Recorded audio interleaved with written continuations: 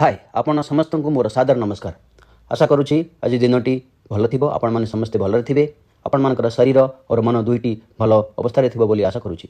मु doctor Jogendra Kumar Bastia, neurologist SKS neuro super speciality hospital Hyderabad. प्रिय बंधु माने आज मत एक यूनिक तथ्य एक रेयर तथ्य आपण मान सहित शेयर कर सुजोग मिली। मुझे एक आधुनिक चिकित्सा प्रणाली विषय कथा भी यही एक नूतन टेक्निक जहाँ मानसिक स्नायु रोग मस्तिष्क और मन संपर्कित विभिन्न रोगर चिकित्सा रे एक क्रांतिकारी परिवर्तन आनी।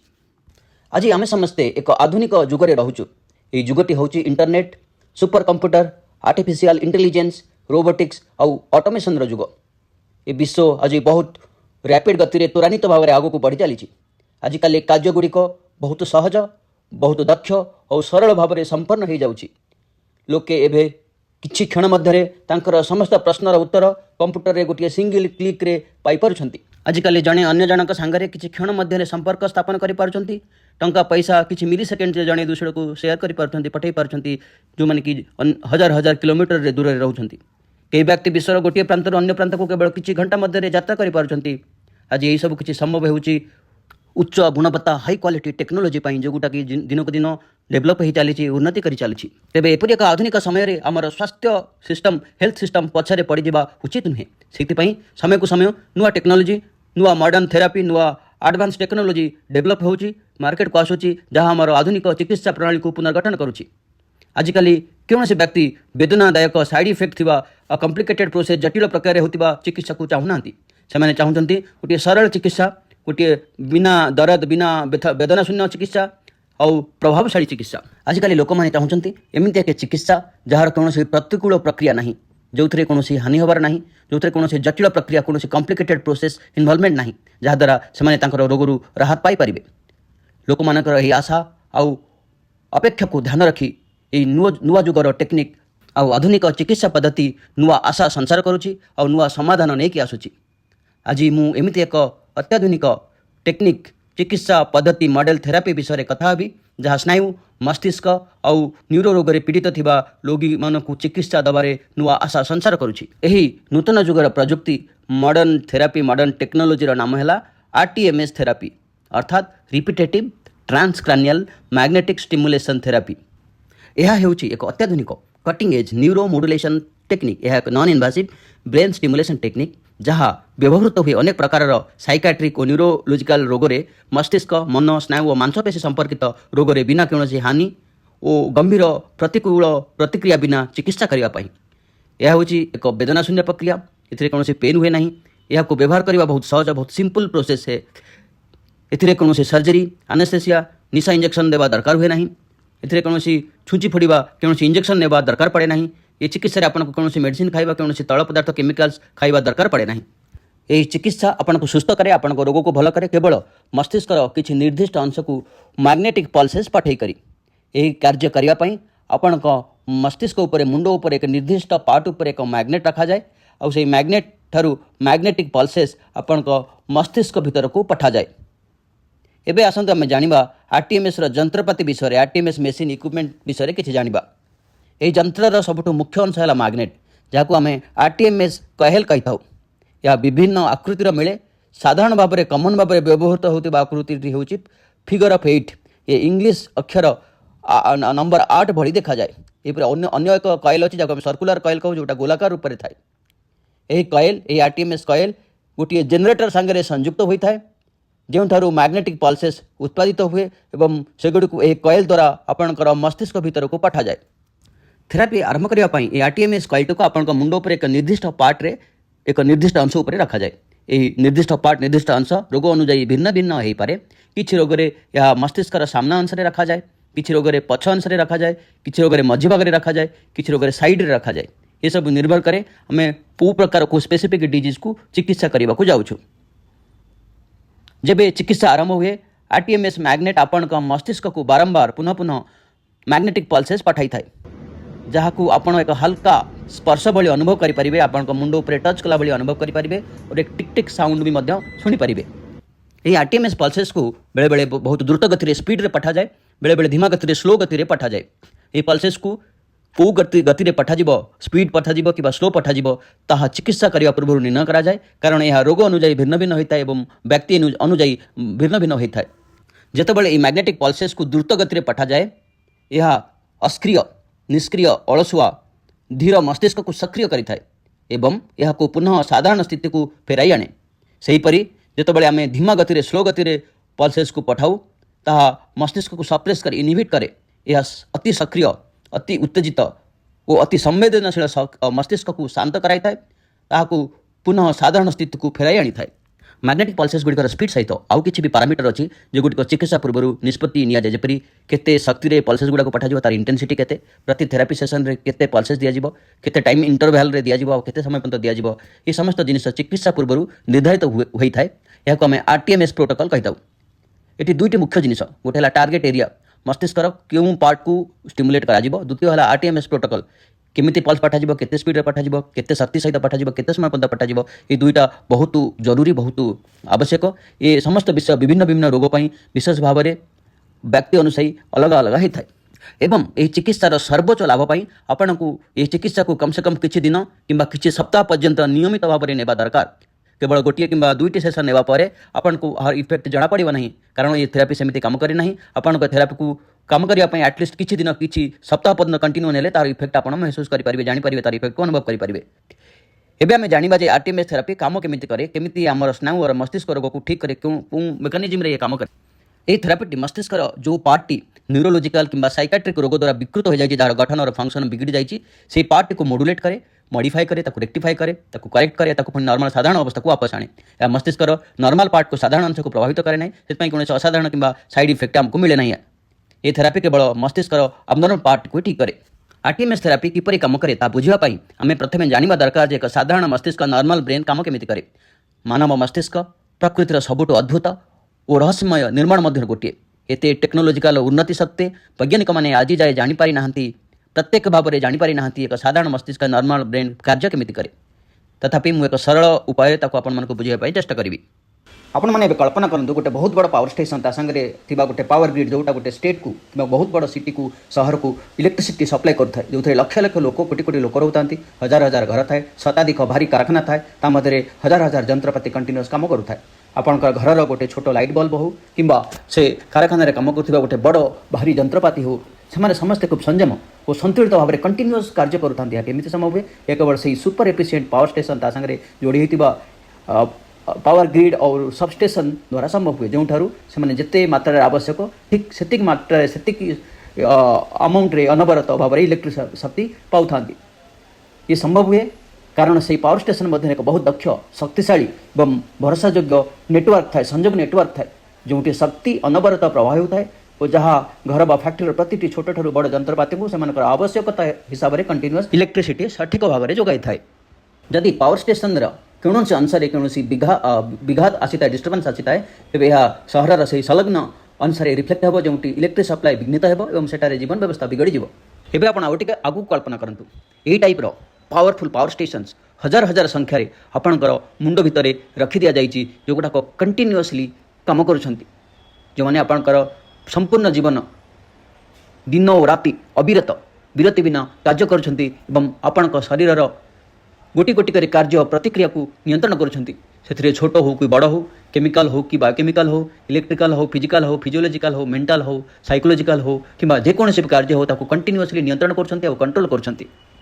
ह्यूमन ब्रेन भितर पावर स्टेशन भाई असंख्य मिलियंस नर्व सेल्स न्यूरॉन्स स्नायु को शिखाई था जो मध्य एक दक्ष शक्तिशाली जटिल कनेक्शन नेटवर्क थाए जहाद्वारा से शरीर प्रत्येक अंशर कार्यकारिका को नियंत्रण करती और ताकू मेंटेन करके रखती। यही न्यूरॉन मैंने जहाँ नर्व सेल कहुए बहु परिमाण में इलेक्ट्रिकल और बायोकेमिकल सर्किट द्वारा परस्पर को संयुक्त हो रही था जहाँ आम न्यूरोनल सर्किट्स बा ब्रेन सर्किट्स कही था। यही ब्रेन सर्किट्स और न्यूरोनल सर्किट्स रो जटिल नेटवर्क द्वारा नर्व सेल्स मध्य अविरत भाव दिन और राति चली इलेक्ट्रिकल इम्पल्स और केमिकल सिग्नल्स द्वारा संजोग होता है एवं यही संजोग द्वारा शरीर प्रति अंशर कार्य को नियंत्रण और व्यवस्थापन करा जाए। संपूर्ण ह्यूमन ब्रेन को ता भितर नर्व सर्किट न्यूरोनल सर्किट्स को अलग अलग बहुत सारे पार्ट्स रे रिजन रे क्षेत्र रे विभक्त कर दिया जाए।